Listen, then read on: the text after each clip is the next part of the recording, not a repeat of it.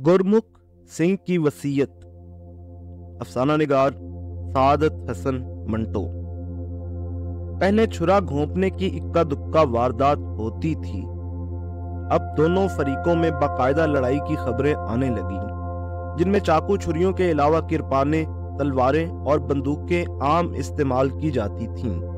कभी कभी देसी साख के बम फटने की इत्तला भी मिलती थी। अमृतसर में करीब करीब हर एक का यही ख्याल था कि ये फिरका वाराना फसादात देर तक जारी नहीं रहेंगे। जोश है जो ही ठंडा हुआ, फजा फिर अपनी असली हालत पर आ जाएगी। इससे पहले ऐसे कई फसाद अमृतसर में हो चुके थे जो देर पा नहीं थे। 10 से 15 रोज तक मार कटाई का हंगामा रहता था, फिर खुद ब खुद फरो हो जाता था। चुनाचे पुराने तजुर्बे की बिना पर लोगों का यही ख्याल था कि ये आग थोड़ी देर के बाद अपना जोर खत्म करके ठंडी हो जाएगी, मगर ऐसा न हुआ। बल्बों का जोर दिन ब दिन बढ़ता ही गया। हिंदुओं के मोहल्ले में जो मुसलमान रहते थे भागने लगे। इसी तरह वो हिंदू जो मुसलमानों के मोहल्ले में थे अपना घर बार छोड़ के महफूज मकामों का रुख करने लगे। मगर ये इंतजाम सबके नजदीक आर्जी था, उस वक्त तक के लिए जब फिजा फसादात के तकदर से पाक हो जाने वाली थी। मियां अब्दुल हई रिटायर्ड सब जज को तो 100% यकीन था कि सूरत हाल बहुत जल्द दुरुस्त हो जाएगी। यही वजह है कि वो ज्यादा परेशान नहीं थे। उनका एक लड़का था 11 बरस का, एक लड़की थी 17 बरस की, एक पुराना मुलाजिम था जिसकी उम्र 70 के लगभग थी। मुख्तसर सा खानदान था। जब फसादात शुरू हुए तो मियां साहब ने बतौर हिफ्ज़े मा तकद्दुम काफी राशन घर में जमा कर लिया था। इसी तरह से वो बिल्कुल मुतमईन थे कि अगर खुदा न खास्ता हालात कुछ ज्यादा बिगड़ गए और दुकानें वगैरह बंद हो गई तो उन्हें खाने पीने के मामले में तरद्दुद नहीं करना पड़ेगा। लेकिन उनकी जवान लड़की सुगरा बहुत मुतरद्दिद थी। उनका घर 3 मंजिला था, दूसरी इमारतों के मुकाबले में काफी ऊंचा। उसकी ममटी से शहर का 3/4 हिस्सा बखूबी नजर आता था। सुगरा अब कई दिनों से देख रही थी कि नजदीक दूर कहीं ना कहीं आग लगी होती है। शुरू में तो फायर ब्रिगेड की टिंटन सुनाई देती थी, पर अब वो भी बंद हो गई थी, इसलिए कि जगह जगह आग भड़कने लगी थी। रात को अब कुछ और ही समा होता। घुप अंधेरे में आग के बड़े बड़े शोले उठते, जैसे देव हैं जो अपने मुंह से आग के फव्वारे छोड़ रहे हैं। फिर अजीब अजीब सी आवाजें आती जो हर हर महादेव और अल्लाह अकबर के नारों के साथ मिलकर बहुत ही वहशतनाक बन जाती। सुगरा बाप से अपने खौफो हिरास का जिक्र नहीं करती थी, इसलिए कि वो एक बार घर में कह चुके थे कि डरने की कोई वजह नहीं, सब ठीक ठाक हो जाएगा। मियां साहब की बातें अक्सर दुरुस्त हुआ करती थीं।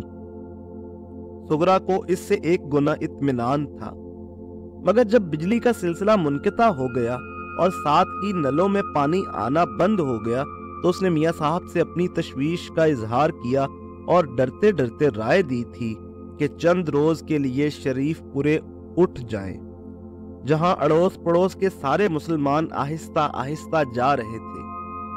मियां साहब ने अपना फैसला न बदला और कहा, बेकार घबराने की कोई जरूरत नहीं, हालात बहुत जल्द ठीक हो जाएंगे। मगर हालात बहुत जल्दी ठीक न हुए और दिन ब दिन बिगड़ते गए। वो मोहल्ला जिसमें मियां अब्दुल हई का मकान था मुसलमानों से खाली हो गया और खुदा का करना ऐसा हुआ कि मियां साहब पर एक रोज अचानक फालिज गिरा, जिसके बायस वो साहिब फिराश हो गए। उनका लड़का बिशारत भी, जो पहले अकेला घर में ऊपर नीचे तरह तरह के खेलों में मसरूफ रहता था, अब बाप की चारपाई के साथ लगकर बैठ गया और हालात की नजाकत समझने लगा। वो बाजार जो उनके मकानों के साथ मुल्हिक था, सुनसान पड़ा था। डॉक्टर गुलाम मुस्तफा की डिस्पेंसरी मुद्दत से बंद पड़ी थी। उससे कुछ दूर हटकर डॉक्टर गुरान तामिल थे। सुगरा ने शाहनशीन से देखा था कि उनकी दुकान में भी ताले पड़े हैं। میاں صاحب کی حالت بہت مخدوش تھی۔ سغرا اس قدر پریشان تھی کہ اس کی ہوش و حواس بالکل جواب دے گئے تھے۔ بشارت کو الگ لے جا کر اس نے کہا، خدا کے لیے تم ہی کچھ کرو، میں جانتی ہوں کہ باہر نکلنا خطرے سے خالی نہیں، مگر تم جاؤ، کسی کو بھی بلا لاؤ، ابا جی کی حالت بہت خطرناک ہے۔ بشارت گیا مگر فوراً ہی واپس آ گیا۔ اس کا چہرہ ہلدی کی طرح زرد تھا۔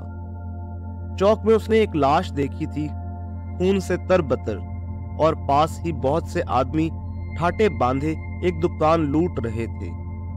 سغرا نے اپنے خوفزدہ بھائی کو سینے کے ساتھ لگایا اور صبر شکر کر کے بیٹھ گئی، مگر اس سے اپنے باپ کی حالت نہیں دیکھی جاتی تھی۔ میاں صاحب کے جسم کا داہنا حصہ بالکل سن ہو گیا تھا، جیسے اس میں جان ہی نہیں۔ گویائی میں بھی فرق پڑ گیا تھا اور وہ زیادہ تر اشاروں ہی سے باتیں کرتے تھے، جس کا مطلب یہ تھا کہ سغرا گھبرانے کی کوئی بات نہیں، خدا کے فضل و کرم سے سب ٹھیک ہو جائے گا۔ کچھ بھی نہ ہوا، روزے ختم ہونے والے تھے، صرف 2 رہ گئے تھے۔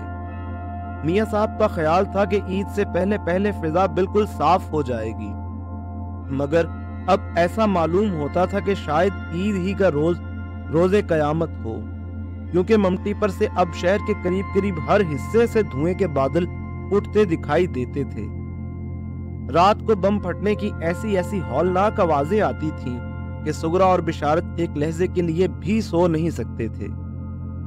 سغرا کو یوں بھی باپ کی تیمارداری کے لیے جاگنا پڑتا تھا، مگر اب یہ دھماکے ایسا معلوم ہوتا تھا کہ اس کے دماغ کے اندر ہو رہے ہیں۔ کبھی وہ اپنے مفلوج باپ کی طرف دیکھتی اور کبھی اپنے وحشت زدہ بھائی کی طرف۔ 70 برس کا بڑھا ملازم اکبر تھا، جس کا وجود ہونے نہ ہونے کے برابر تھا۔ وہ سارا دن اور ساری رات اپنی کوٹری میں کھانستا کھنکارتا اور بلغم نکالتا رہتا تھا۔ ایک روز تنگ آ کر سغرا اس پر برس پڑی، تم کس مرض کی دوا ہو؟ دیکھتے نہیں ہو میاں صاحب کی کیا حالت ہے؟ اصل میں تم پرلے درجے کے نمک حرام ہو۔ اب خدمت کا موقع آیا ہے تو دمے کا بہانہ کر کے یہاں پڑے رہتے ہو۔ وہ بھی خادم تھے جو آقا کے لیے اپنی جان تک قربان کر دیتے تھے۔ سغرا اپنا جی ہلکا کر کے چلی گئی۔ بعد میں اس کو افسوس ہوا کہ ناحق اس غریب کو اتنی لعنت ملامت کی۔ رات کا کھانا تھال میں لگا کر اس کی کوٹری میں گئی تو دیکھا خالی ہے۔ بشارت نے گھر میں ادھر ادھر تلاش کیا مگر وہ نہ ملا۔ باہر کے دروازے کی کنڈی کھلی تھی، جس کا یہ مطلب تھا کہ وہ میاں صاحب کے لیے کچھ کرنے گیا ہے۔ سغرا نے بہت دعائیں مانگی کہ خدا اسے کامیاب کرے، لیکن 2 دن گزر گئے اور وہ نہ آیا۔ شام کا وقت تھا۔ ایسی کئی شامیں سغرا اور بشارت دیکھ چکے تھے جب عید کی آمد کے ہنگامے برپا ہوتے تھے، جب آسمان پر چاند دیکھنے کے لیے ان کی نظریں جمی رہتی تھیں۔ دوسرے روز عید تھی، صرف چاند کو اس کا اعلان کرنا تھا۔ دونوں اس اعلان کے لیے کتنے بےتاب ہوا کرتے تھے۔ آسمان پر چاند والی جگہ پر اگر بادل کا کوئی مٹیلا ٹکڑا جم جاتا تو کتنی کوفت ہوتی تھی انہیں، مگر اب چاروں طرف دھوئیں کے بادل تھے۔ سغرا اور بشارت دونوں ممٹی پر چڑھے۔ دور کہیں کہیں کوٹھوں پر لوگوں کے سائے دھبوں کی صورت میں دکھائی دیتے تھے، مگر معلوم نہیں یہ چاند دیکھ رہے تھے یا جگہ جگہ سلگتی اور بھڑکتی ہوئی آگ۔ چاند بھی کچھ ایسا ڈھیٹ تھا کہ دھوئیں کے چادر میں سے بھی نظر آ گیا۔ سغرا نے ہاتھ اٹھا کر دعا مانگی کہ خدا اپنا فضل کرے اور اس کے باپ کو تندرستی عطا فرمائے۔ بشارت دل ہی دل میں کوفت محسوس کر رہا تھا کہ گڑبڑ کے باعث ایک اچھی بھلی عید غارت ہو گئی۔ دن ابھی پوری طرح ڈھلا نہیں تھا، یعنی شام کی سیاہی ابھی گہری نہیں ہوئی تھی۔ میاں صاحب کی چارپائی چھڑکاؤ کیے ہوئے صحن میں بچھی تھی، وہ اس پر بے حس و حرکت لیٹے تھے اور دور آسمان پر نگاہیں جمائے جانے کیا سوچ رہے تھے۔ عید کا چاند دیکھ کر جب سغرا نے پاس آ کر انہیں سلام کیا تو انہوں نے اشارے سے جواب دیا۔ سغرا نے سر جھکایا تو انہوں نے وہ بازو جو ٹھیک تھا اٹھایا اور اس پر شفقت سے ہاتھ پھیرا۔ सुगरा की आंखों से टिप टिप आंसू गिरने लगे तो मियां साहब की आंखें भी नमनाक हो गईं। मगर उन्होंने तसल्ली देने की खातिर बमुश्किल अपनी नीम मफलूज जुबान से ये अल्फाज निकाले, अल्लाह तबारक व ताला सब ठीक कर देगा। ऐन उसी वक्त बाहर दरवाजे पर दस्तक हुई। सुगरा का कलेजा धक से रह गया। उसने बिशारत की तरफ देखा जिसका चेहरा कागज की तरह सफेद हो गया था। दरवाजे पर दस्तक हुई। मियां साहब सुगरा से मुखातिब हुए, देखो कौन है। सुगरा ने सोचा कि शायद बुढ़ा अकबर हो। उस ख्याल ही से उसकी आंखें तिमतिमा उठी।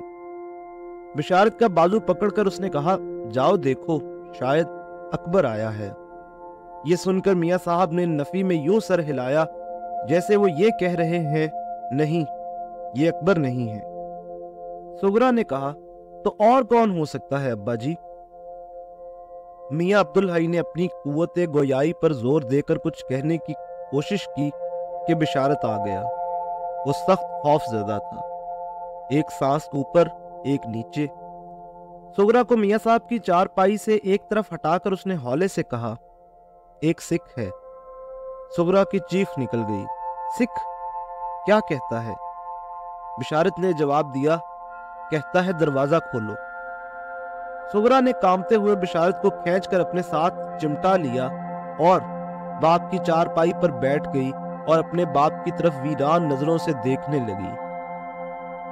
मियां अब्दुल हई के पतले पतले बेजान होंठों पर एक अजीब सी मुस्कुराहट पैदा हो गई। जाओ, गुरमुख सिंह है। बिशारत ने नफी में सर हिलाया। कोई और है? मियां साहब ने फैसला कुन अंदाज में कहा, जाओ सुगरा, वही है। सुगरा उठी। वो गुरमुख सिंह को जानती थी। पेंशन लेने से कुछ देर पहले उसके बाप ने उस नाम के एक सिख का कोई काम किया था। सुगरा को अच्छी तरह याद नहीं था, शायद उसको एक झूठे मुकदमे से निजात दिलाई थी। जब से वो हर छोटी ईद से एक दिन पहले रुमाली सवैयों का एक थैला लेकर आया करता था। उसके बाप ने कई मर्तबा उससे कहा था, सरदार जी आप ये तकलीफ ना किया करें, मगर वो हाथ जोड़कर जवाब दिया करता था, मियां साहब वहां गुरुजी की कृपा से आपके पास सब कुछ है। ये तो एक तोहफा है जो मैं जनाब की खिदमत में हर साल लेकर आता हूँ। मुझ पर जो आपने एहसान किया था उसका बदला तो मेरी 100 पुश्त भी नहीं चुका सकती। खुदा आपको खुश रखे।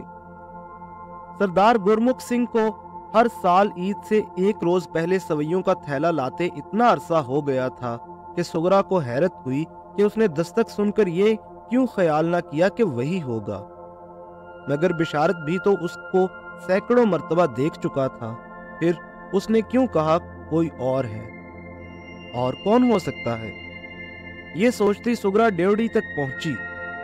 दरवाजा खोले या अंदर ही से पूछे, उसके मुतालिक वो अभी फैसला कर ही रही थी कि दरवाजे पर जोर से दस्तक हुई। सुगरा का दिल जोर जोर से धड़कने लगा। बमुश्किल तमाम उसने हलक से आवाज निकाली, कौन है? बिशारत पास खड़ा था। उसने दरवाजे के एक दर्ज की तरफ इशारा किया और सुगरा से कहा, इसमें से देखो। सुगरा ने दर्ज में से देखा। गुरमुख सिंह नहीं था। वो तो बहुत बूढ़ा था, लेकिन ये जो बाहर थड़े पर खड़ा था जवान था। सुगरा अभी दर्ज पर आंख जमाए इसका जायजा ले रही थी कि उसने फिर दरवाजा खटखटाया। सुगरा ने देखा कि उसके हाथ में कागज का थैला था, वैसा ही जैसा गुरमुख सिंह लाया करता था। सुगरा ने दर्ज से आंख हटाई और जरा बुलंद आवाज में दस्तक देने वाले से पूछा, कौन है आप? बाहर से आवाज आई, जी मैं सरदार गुरमुख सिंह का बेटा हूं, संतोख। सुगरा का खौफ बहुत हद तक दूर हो गया। बड़ी शाइस्तगी से उसने पूछा, फरमाइए आप कैसे आए हैं? बाहर से आवाज आई, जी जज साहब कहाँ हैं? सुगरा ने जवाब दिया, बीमार हैं। सरदार संतोख सिंह ने अफसोस आमेज लहजे में कहा, ओह। फिर उसने कागज का थैला खड़खड़ाया, जी ये सवैयां हैं, सरदार जी का देहांत हो गया है, वो मर गए हैं? सुगरा ने जल्दी से पूछा। मर गए हैं? बाहर से आवाज आई, जी हाँ, 1 महीना हो गया है। मरने से पहले उन्होंने मुझे ताकीद की थी कि देखो बेटा, मैं जज साहब की खिदमत में पूरे 10 बरसों से हर छोटी ईद पर सवैयां ले जाता रहा हूं।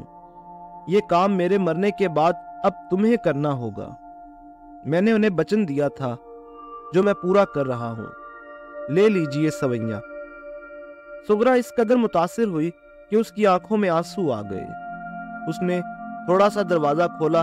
सरदार गुरमुख सिंह के लड़के ने सवैयों का थैला आगे बढ़ा दिया, जो सुगरा ने पकड़ लिया और कहा, खुदा सरदार जी को जन्नत नसीब करे। गुरमुख सिंह का लड़का कुछ तवक्कुफ के बाद बोला, जज साहब बीमार हैं? सुगरा ने जवाब दिया, जी हाँ। क्या बीमारी है? फालज। ओह, सरदार जी जिंदा होते तो उन्हें ये सुनकर बहुत दुख होता। मरते दम तक उन्हें जज साहब का एहसान याद था। कहते थे कि वो इंसान नहीं देवता है। अल्लाह मियाँ उन्हें जिंदा रखे। उन्हें मेरा सलाम। और ये कहकर वो थड़े से उतर गया। सुगरा सोचती ही रह गई कि वो उसे ठहराए और कहे कि जज साहब के लिए किसी डॉक्टर का बंदोबस्त कर दे। सरदार गुरमुख सिंह का लड़का संतोख जज साहब के मकान के थड़े से उतरकर चंद गज आगे बढ़ा तो 4 ठाटा बांधे हुए आदमी उसके पास आए। 2 के पास जलती मशालें थीं और 2 के पास मट्टी के तेल के कनस्तर और कुछ दूसरी आतिश खेज चीजें। एक ने संतोख से पूछा, क्यों सरदार जी, अपना काम कर आए? संतोख ने सर हिलाकर जवाब दिया, हाँ, कर आया। उस आदमी ने ठाटे के अंदर हंसकर पूछा, तो कर दे मामला ठंडा जज साहब का? हाँ, जैसे तुम्हारी मर्जी। ये कहकर सरदार गुरमुख सिंह का लड़का चल दिया।